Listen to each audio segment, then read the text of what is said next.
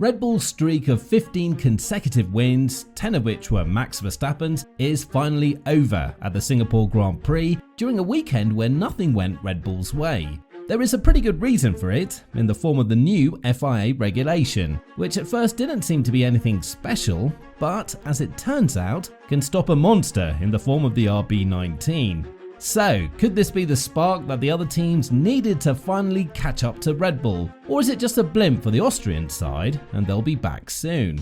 Now, Red Bull went through a forgettable weekend with a surprising turn of events during the qualifying session, as both of their cars failed to make it into Q3 and were outperformed by both Haas cars and Liam Lawson, a rookie in only his third race of the season.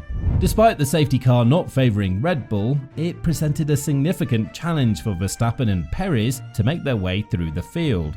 This was a new challenge for Verstappen, who had previously excelled at such situations in the past 2 years, clinching victories from positions as low as P14, P10 and P7. It was anticipated that Red Bull would face difficulties here. Even if Verstappen had started at P2, competing with the Ferraris would have been a formidable task, and this was due to the substantial impact of the TD018, introduced from Singapore onwards, which affected the car far more than the aerodynamicists in Milton Keynes had initially expected. If one thought of this as a minor regulation change, occurring sporadically throughout the season and unrelated to Red Bull's performance, a second thought might be in order.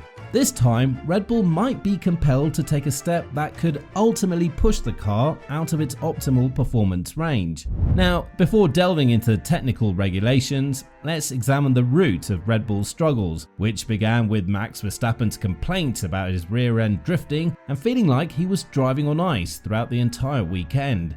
Verstappen typically favours a driving style that involves braking early, sacrificing some entry speed in the corner, but then achieving higher mid and exit corner speeds. However, in Singapore, he was essentially coerced into adopting a different driving style, and the most telling comparisons can be drawn from Turn 1 and Turn 9.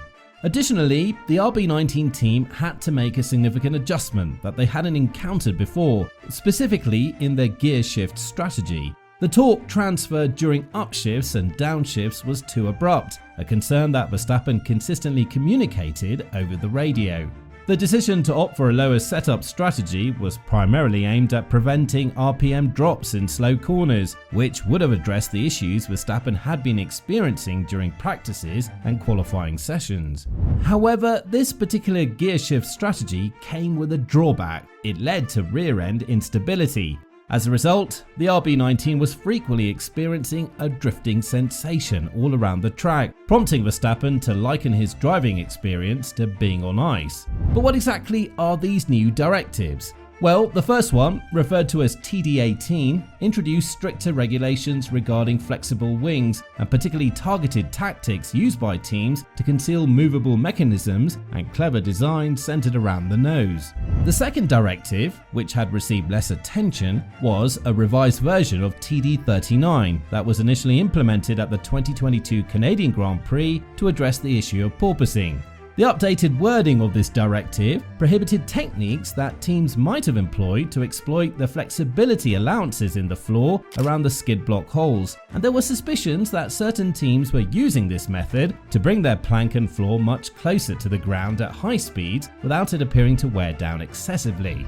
Despite the coinciding timing of Red Bull's difficulties with the introduction of these new technical directives, the team believes it's a misleading notion to suggest that this was the cause of their struggles. In fact, Red Bull's team principal, Christian Horner, emphatically stated that the team had made 0 alterations to their car in response to the FIA's new stance.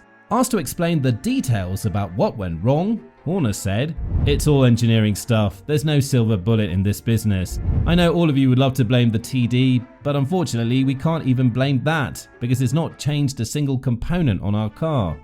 Pushed to clarify whether the team had to change the way it operates any of its components, Horner replied, "No, 0.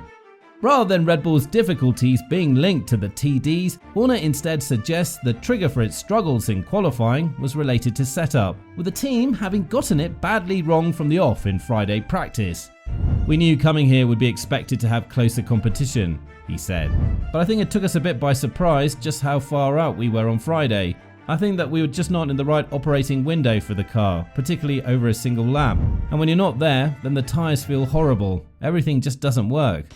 Well, one of the key strengths of the RB19 lies in its capacity to maintain a consistent aerodynamic platform across a range of speeds, ensuring stability through different types of corners. Additionally, the team's proficient ride control system enables the car to hug the ground at high speeds, maximizing downforce production without encountering any bouncing. And this suggests that the car is set up with a relatively soft suspension, offering several advantages.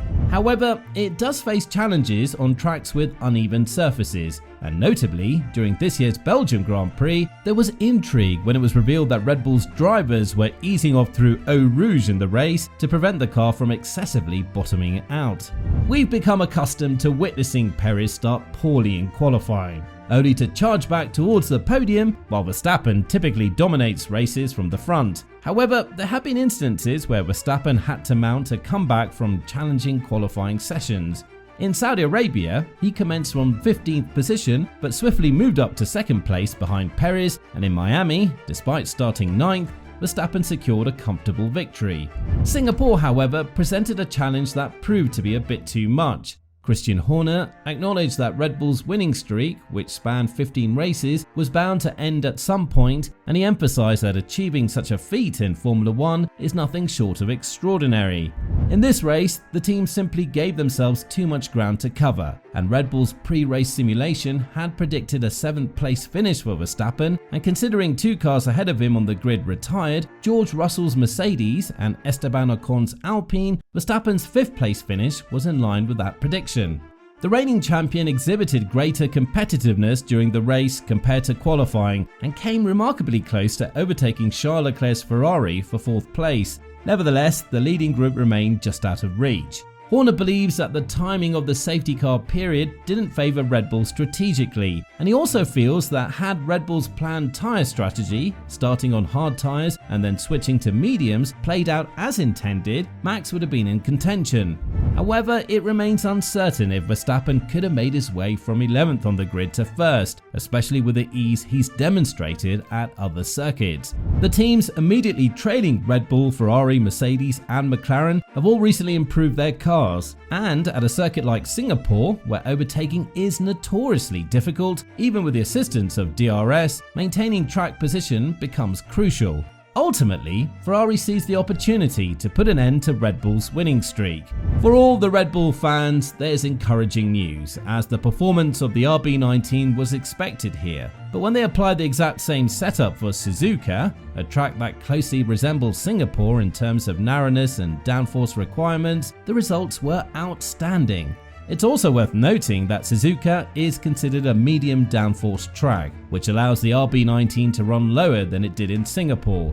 Moreover, without the same level of curbs and bumps that can push the plank past its legal limit, we can anticipate another display of dominance from Verstappen and Perez. Nevertheless, it was very refreshing to see another team win besides Red Bull, and the way Sainz did it was unbelievable, showcasing his great skills and strategy planning.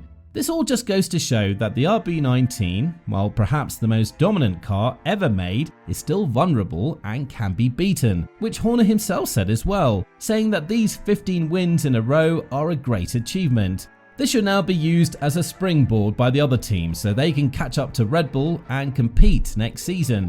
One would think about how this is just one race, but as the famous proverb says, the journey of 1,000 miles begins with a single step. And let's hope this is that one step for Ferrari, Mercedes and the others.